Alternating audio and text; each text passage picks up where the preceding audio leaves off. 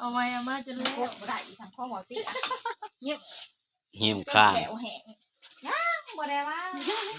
ไม่ถ่ายโหได้โหเดี๋ยวยิ้มไว้จนเศร้ายิ้มผัดกระแลบสบายดีพี่น้องเราจะมากินแมวโพงกันอีกแล้วอยู่บ้านน้องไม้เพิ่นสิเฮ็ดสิย่างบ่สิต้มปลายังเฮ้ยหอยเฮ้ยตกไว้บ่ได้กิน ปักหอยเซอรี่ หอยข้าวปุ้นนะตำเอาแล้วสิตำข้าวปุ้นอันนี้มามักดูนี่มักใส่แล้วก็สีหนังงัว แบบจ้างมันฮ้อน นิ่ ซอ ม ย ๆเลย โลด อ่อนๆหนังงัวก็ได้เนี่ย เป็นแก้วได้ มีเพียคมๆอยู่บ่นั่นแหละดีคมๆนั่นแหละจำกับอันนี้สิมัก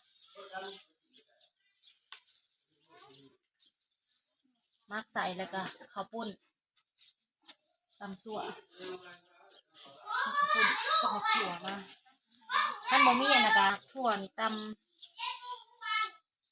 ำซั่วเอาบ่เลยเด้ซื้อแนวอันยาอันแนวกระเบื้องมานะจนมันแตกมันคั่วบ่ได้ยังบ่ได้มันบ่ได้ยาอยู่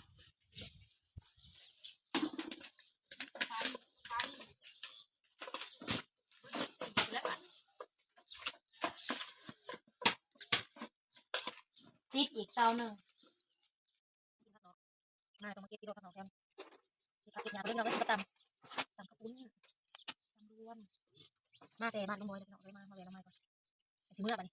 อันนี้มาของพี่ได้มากินข้าวซุ่มเซียวก่อนไปกินเพิ่นมาสิเมื่อสิมากินอยู่บ้านบอกกันเองออกกันดีแต่เมื่อกินอยู่พุ่นวะเพราะท่านอยากไปไหนไว้ไหนกับเขาแม่ก็ตื่นมาบอกกันได้ใหม่เลยพอเราบ่เมื่อกันยังเปลี่ยนใจไว้ว่า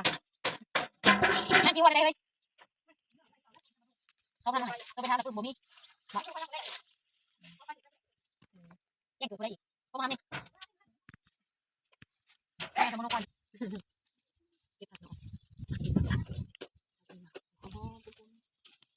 ประมาณนี้เยอะประมาณนี้ที่ลงไปพักกัน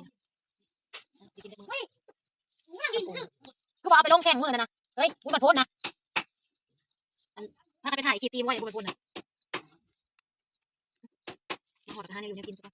คลิปเนี้ยสูตรกันกินข้าวต้มปลาขอบคุณท่านตำน้ำดังกินก่อนยุ่งเองข้าวปลาจิ้มเอาเข้ามาข้าวปลาหิวกินตัวไก่ไม่หนึ่งกินเสร็จก็ต้องนึ่งไปเลยตรงนี้แหละ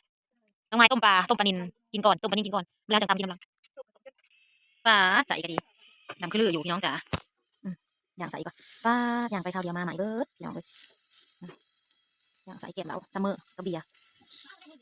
อย่างใส่เก็บซัมเบียร์ก่อนกับหนังอย่างหนังเสียบๆก่อน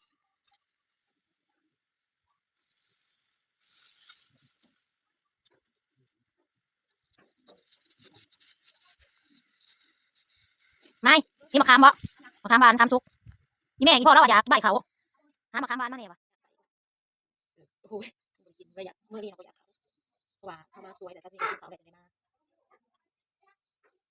เลยอยากเขาตอนนี้ก็บ่ายโมงยังไม่อยากเขาอยากนั่งเปลี่ยนเราซุ่มเซลแม่โคงอยู่ยังอยู่เพื่อนออกมาอยู่เฮ็ดย่ำมันน่ะดิอย่าให้เดี๋ยวโบยไปเดี๋ยวบ่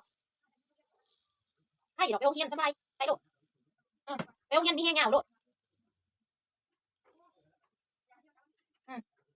เขาก็หลินอยู่เลยไปโรงเรียนเขาก็ไม่ได้สอ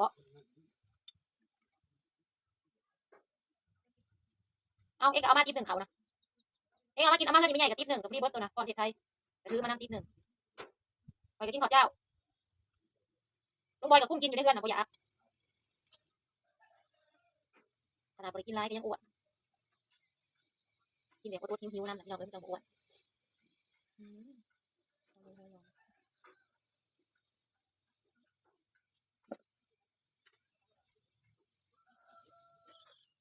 ลูกแปดนั่นแหละว่าแล้วผู้แปดน่ะตายวันนี้จะเอาเครื่องเอาคองเอาเขาเอาเสื้อผ้ามาให้เขาดูแปดเราเลยอยู่บ้านลุงบอยเลยมาแบกน้องไม้เลยมาแบกน้องไม้เลยเขาเดียวหาสมดอกเองจริงๆในมาเดียวมันน่าจะถูกเก่าเด็กผู้เดียวมันยังจ้าเลยสิบรอด แต่ว่าเขาบ่ได้ดื้อคือลูกเขาได้ก็เขาสิเอาได้น่ะมันหลายคนมันก็บ่ดื้อนั่งบ่ๆแม่ๆอยู่ฮู้ๆเขาคือบ่เห็นดื้อคือลูกเขาเฮ้ยเขาเราบ่ๆแม่ๆอยู่ได้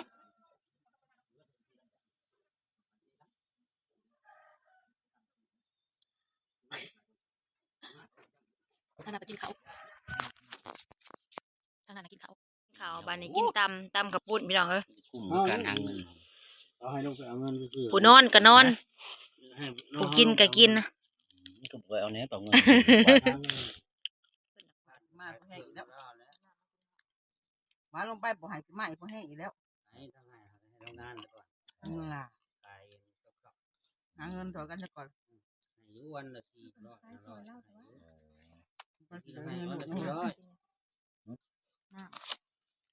กินตรำอันนี้จ้ะพี่น้องผู้ค้าขึ้นหางก็มี โอ้ย จะแม่นสำบายนอนค้าขึ้นหางอยู่เต็มกล้องเฮาเอาค้าลงแน่ พวกเขาเจ้าขายมันก็ตื่นดึกอยู่แล้วพวกขายพระกันยังกันอยู่แล้ว พวกเขาจะไปขายนะเขาจะมาบ้านที่เราไปขายหมูยายตัวอันไอ้น้องชุดไอ้น้องเลยเราไปบริอยู่คือกันมาบ้านขายหมูต่ออีกความเดือด เคยขาย อยู่บนกับขายมาอยู่บ้านอันข้าวเดียวไปเอาหมูมาขายอีก มาอยู่ คือเท่าที่นี่เด้ขายพักคือกันอยู่ที่เราเป็นเงิน เราขึ้นมาแล้วก็ให้ลูกสาวเราก็ลูกเขยไว้ เลาะลูกอันติเรียกว่าอันนี้บ่ฮู้กันยองบักคำมีนะ ทั้งพี่น้องเขาจะขายพระเปิดบ้านมียังอยู่ตายแล้วเราจะมาหาเมียนลูกกินเราอยู่ที่กรุงเทพ ผักเองผักผักไว้ เนี่ยคนยังหนุ่มหน่อยตายเนาะเราลงไปหาเมียนลูกกินให้ลูกเราอยู่ ปี 40 ปีน่ะมันเฮือนจะมีรถไถใช่ไหม เพื่อนเราหาแหน่บ้าง ทางเรียน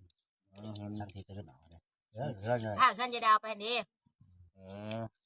แต่เฮือนมี โต รถไถ ก่อกำแพงไปอันนี้ เลยเรื่องนะครับเลยมาอีก2 หลังเห็น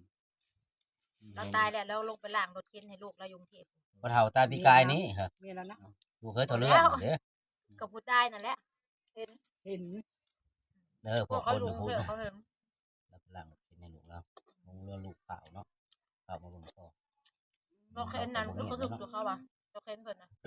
เราลงไปเราได้แต่เราไปเราก็เห็นมันโบกงามเหมือนยังหรือว่า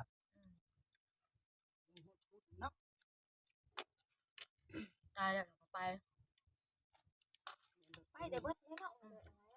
ไม่ได้ขี่รถได้ไปโอ้ไปรถได้ แต่ยังเรื่องคนตาย ก็ เนาะ ไม่ไป ไปแวบไปรถได้ จังเลยบ่เคยตาย จัง โอ้ ห โห วะ ได้ว่า ก่อน เดี๋ยวผู้ไอ้บัน อ้าวนั่นนี่ล่องลอยไปแบบลอย คือไปใช้ก็คือที่นั่นนั่นแหละ ไปเถอะอากาศบ่ บ่มันเป็นเฮาฟันนี่นะ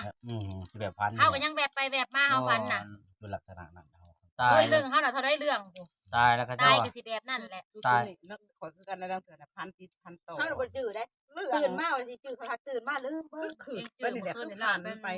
ตายนะมันเป็นหมอกหมอกนัวอยู่ได้ เราเป็นจุ๊บเป็นจอยเป็น มัน เรื่ มี อง มันมีตะเวนได้ตายไปนะตะเวนบ่เห็นได้เป็นหมอกนัวไปตายไปนะจื้ออยู่ เห็นอยู่ จื้อ ที่บ้านบรรยายเด้อ มันจื้ออยู่จื้อคนน่ะจื้อว่าวนั่นก็บ่ว่าวถามก็ว่าวสั่นงามไหมใช่ป่ะนี่สั่นงามไหมบ่ได้พันแล้วว่าเพิ่นคนตายไปนี่สาเฮียนนะเฮาเฮียนบวชเฮียนนี่นี่ สิแม่นถ้าเฮาบ่เห็นเฮาก็บ่เว้านำได้ ตา เนาะ มคัมภีร์ กระสันกูไม่ใช่ ตามคัมภีร์เลย แม่ แล้วท่านไหนก็บ่ปะท่านไหนก็บ่ปะ เป็นที่ละออกนะ ท่านท่านอยากให้เห็นนะ อันฉันก็หมายถึง อย่าให้เห็น อันใส่ก็ยัง อย่าให้เห็น อันพี่สันใส่นั้น อันนั้นแล้วอย่าให้เห็น รถเข็นน่ะ ถามหมู่ก็บ่ปะว่านี่แหละมันเป็นหมอกขนัวรถเห็นคนบักร้อยจักไปใส่อันไปนะลุมๆไปคือแม่ก็เบื่อนี่อันไปนะคนถามมาไปใส่ เขาบอกเรา อันพวกนี้ยังไงมีบาปมีหยังนี่เขาเอาไปก่อน พวกมีบาปละลายไปเป็นภู ไปเป็น พวก ผู้ บาปเลยสังกุลายปันใด บ่หลายบินไปแซวพวกเป็นบาป แต่คนบาปละลายเห็น บินไปแซววันนี้เลย ไปเป็นหมู่บ่ เป็นหมู่คือแม่งก็เบื่อเนี่ยบินไปนะเหาะไปนะอันนี้นะเท่า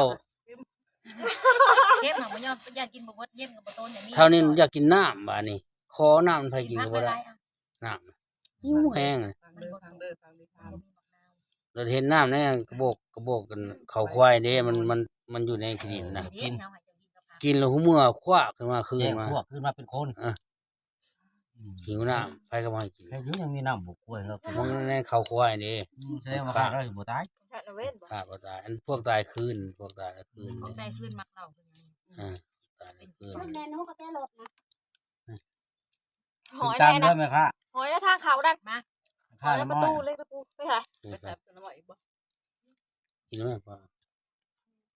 พวกมาบ่น เกลือแม่นแตก เงินเจดีเท่าไร200เหรอวะเท่าไรเราว่า200บอกเอา อ่านะฮะ เพราะว่าโตละเท่าไรตัว40 บาทหัวหาตัวก็200แต่ว่า โตยังเนาะบ้านนี้ ชื่อ อ๋ อะ ออัน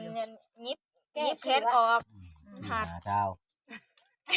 ถูกไหม แต่บ่ถูกงูสิถามบ่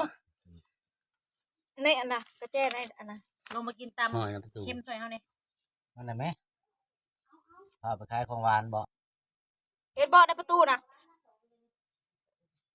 เห็นบ่ในประตูน่ะ ขอบน้องคนรักของ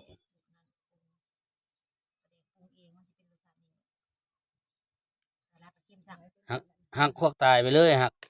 ได้เมียได้ จบ แหละ ในนิทานนะ ได้เมียได้ผัวได้มีมักกันนี่แหล้วเอากัน โอ้ตาย สั้นสิพันบ่ว่าอู้เราได้เมียได้คนพันนี่ได้เลยได้ผู้ตายไปบ่มีเมียมีหยังได้อยู่แล้ว เดี๋ยวบอกลายหน่อยนะ ที่ว่าเห็นกันตายไปเห็นกันโมแมนบ่เห็นกันดอก มันเป็นหมอกคนว่าอย่าบ่เห็นไผคนอื่น อยู่พุ่นได้ทำบ้านคือบ้านเฮานี่บ่ไปอยู่เมือง ได้สิมี บ่คือแล้ว คือบ่เดินเป็นเงินเป็นทางที่บ้าน ว้าเป็นหมอกคนว่าล่องลอยไปเรื่อย มีประชาคือหลายเลยจ้ะ ๆหลายแล้ว อันนั้นอันล่องลอยไปตกมรดกยังเพิ่นเอาไปนะ มันยังจะหมู่บ้านเป็นหมู่บ้านที่ประชา บ่มีอันนั้นหากันบ่เห็นดอกตายไปมันเป็นหมอกคนว่าอยู่แต่ลอยล่องอยู่ บาปได้ได้ถึงปีตรงนี้อยู่ในแมงที่บ่ มันก็ลงนรกเบิดนั่นแหละอันนั้นบ่มีดอกอันวิ่งเงือก มีตัวลิมีแต่น้ำหั่นเด้ มีแต่ลงอย่างเดียวเลยแหละ ลูกหมอกระถาทองแดงเลย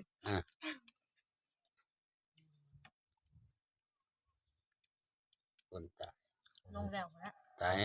เฮ็ดนั่นแหละก็ บ่ ตายเห็นอะไร ก็ ก็ เลื่อยจะติ้งตาถิ่มเบิดแล้ว บ่มีดอก ลงก่อนนะ เลื่อยเอา ต้นเหี่ยวน้ำบ่มีดอกบ่ฮู้ ว่าแล้วมันลูกเนาะ มันหลุดเลยอันนั้นบ่มันบ่มีน้ำบ่ มันเหลืออีกไว้นะ แล้วใจขาดน่ะก็บ่ฮู้เมื่อหยังเลยรับไปเลย รับไปเลยก็เอาง่องไปเลยแล้วบัดนี้ใจขาดนะรับ กินไปแล้ว ไปเลย กินเนาะ